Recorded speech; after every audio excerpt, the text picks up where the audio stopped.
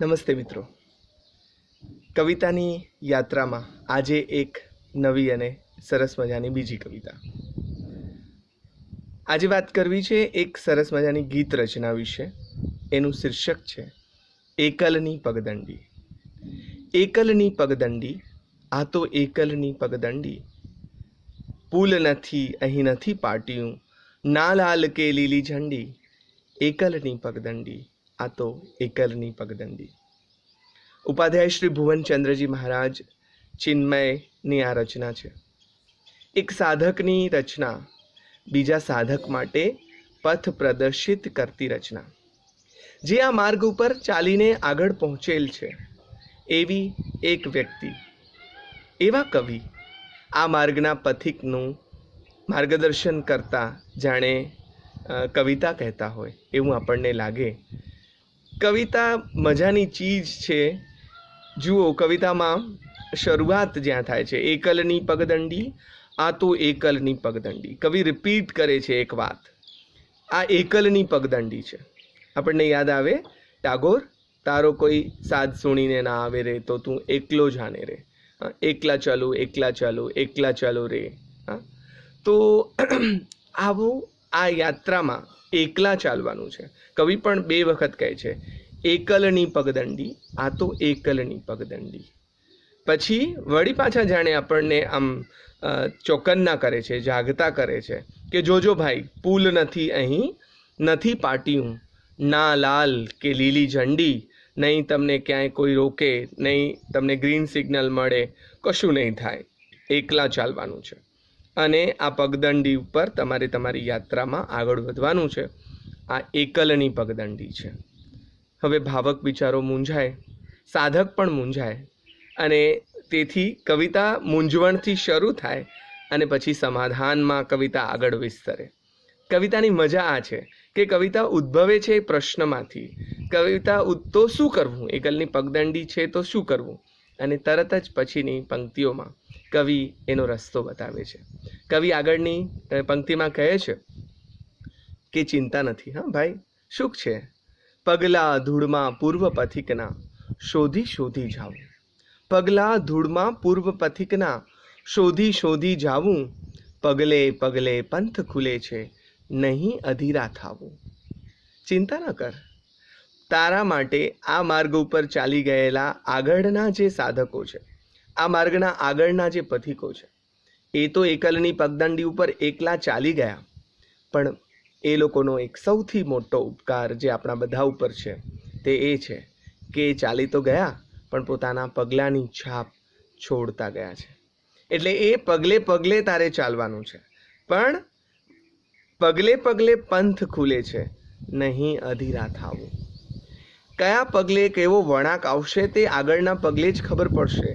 અને આ માર્ગ એ તમને એમ થાય કે આખા માર્ગ ઉપર પ્રકાશ પથરાઈ જાય અને બધું સડસડાટ ચાલી જવાય, એવું મીરા જેવાની કવિતામાં આપણને લાગે.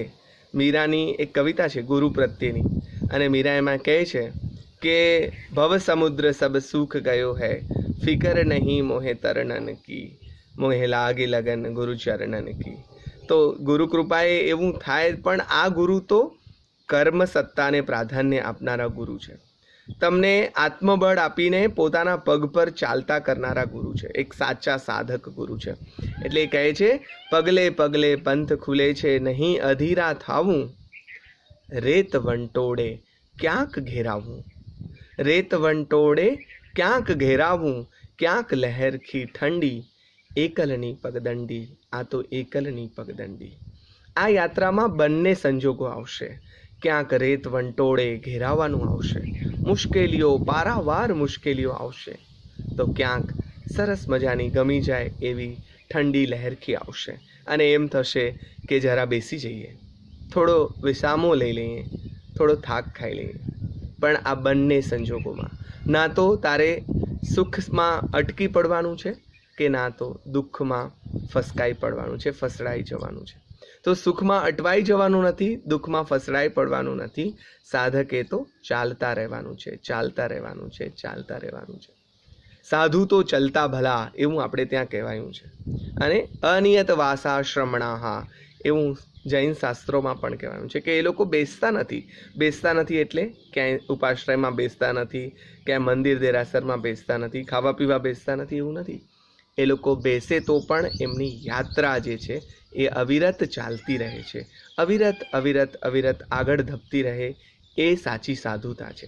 એટલે કવિ અહીં કહે છે કે આગળના સાધકો તને માર્ગ બતાવશે એ સંદર્ભમાં, કે એ જે માર્ગ બતાવી ગયા છે ત્યાં એમણે બતાવેલા માર્ગ ઉપર તારે ચાલવાનું છે. પગલે પગલે પંથ ખુલતો જશે, જેમ જેમ આગળ વધતો જઈશ તેમ માર્ગ સ્પષ્ટ થતો જશે. પણ એમાં બંને સંજોગો આવશે, અટક્યા વગર તારે ચાલ્યા કરવાનું છે. આગળ કવિ કહે છે કે રજનીના અંધારા ઢળશે, ડગના ભરશો પાછા. યાત્રા શરૂ કરીને એટલે આગળ જતા દિવસ છે તો રાત પણ આવશે, પ્રકાશ છે તો અંધકાર પણ આવશે, અહીંયા સરળતા છે તો મુશ્કેલી પણ આવશે. રજનીના અંધારા ઢળશે, ડગના ભરશો પાછા.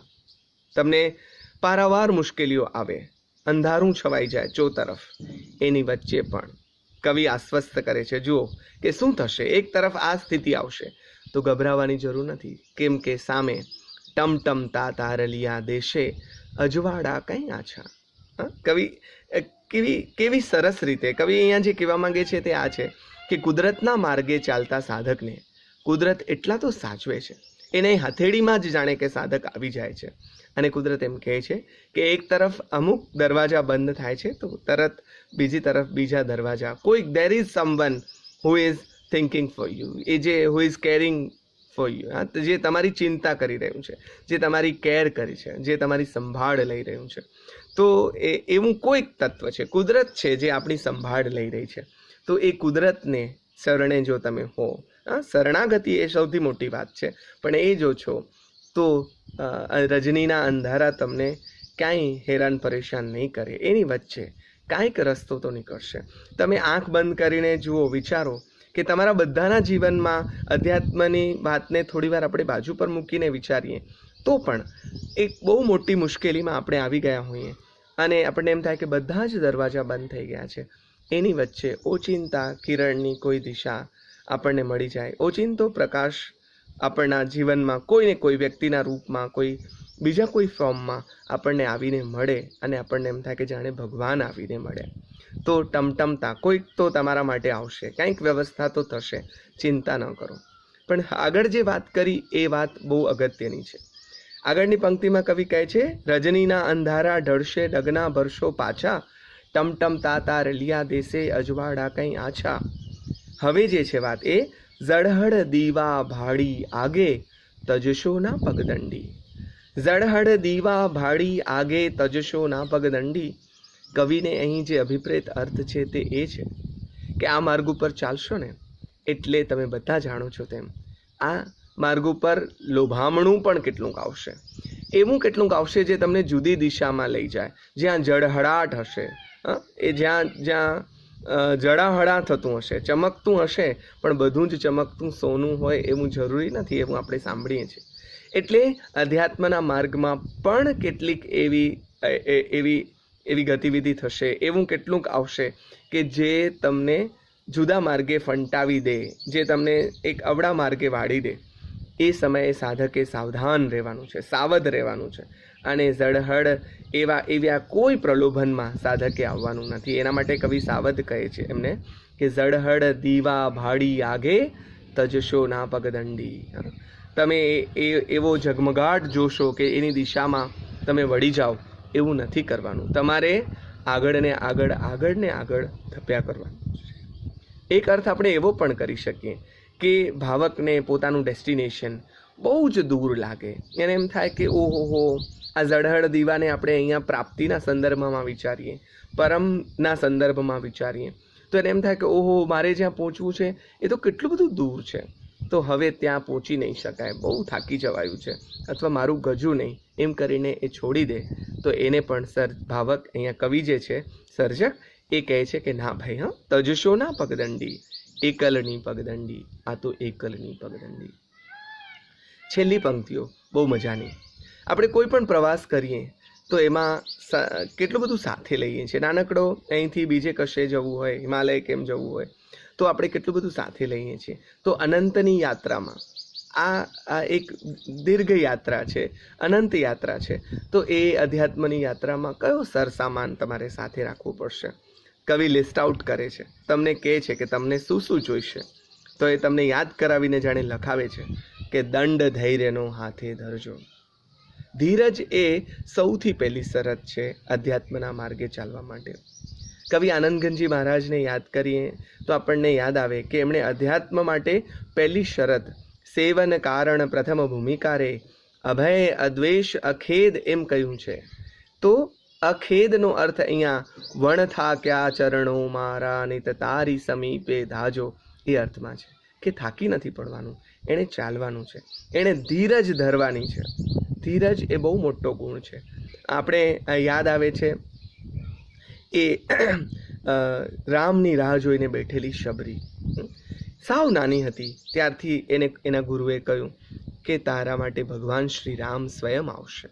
અને રામની માળા જપતી જપતી જપતી શબરી એના આયુષ્યના અવશેષ રહ્યા ત્યારે વૃદ્ધ થઈ ગઈ, ઝૂકીને પાછી નાની થઈ ગઈ, નાનકડી થઈ ગઈ, એટલી બધી ઝૂકી ગઈ શરીરથી, એટલી વૃદ્ધ થઈ ગઈ. ત્યાં સુધી એણે રાહ જોવાનું છોડ્યું નહીં અને આખરે રામને આવવું પડ્યું. પરમ તત્વને પણ આવવું પડે છે જો આપણી પાસે આપણી ધીરજ છે તો, આપણી શ્રદ્ધા છે તો. એટલે કવિ પહેલો જ જે સાથે રાખવાનું કહે છે એક સાધક માટે એ છે દંડ ધૈર્યનો હાથે ધરજો.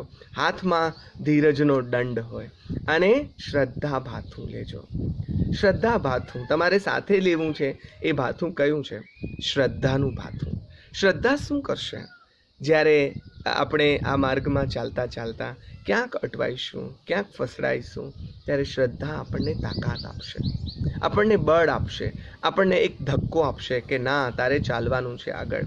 એના માટે પીઠબળ આપશે અને આપણને આ માર્ગ ઉપર અવિરત ચાલ્યા કરવાની શક્તિ આપશે. તો શ્રદ્ધા ભાથું લેજો, એનાથી તારે ઉર્જા મેળવવાની છે, ધીરજ ધરવાની છે. દંડ ધૈર્યનો હાથે ધરજો, શ્રદ્ધા ભાથું લેજો, સત્ય પથારી શીલ ઓશિકો. સત્યનો તો આ માર્ગ છે, અસત્યનું અહીંયા કામ નહીં, અસત્ય સહેજ પણ અહીંયા ચાલે નહીં. એટલે સત્યના માર્ગે ચાલવાનું છે, જે માર્ગે બીજા મહાપુરુષો ચાલ્યા છે. સત્ય પથારી શીલ ઓશિકું છે અઘરું.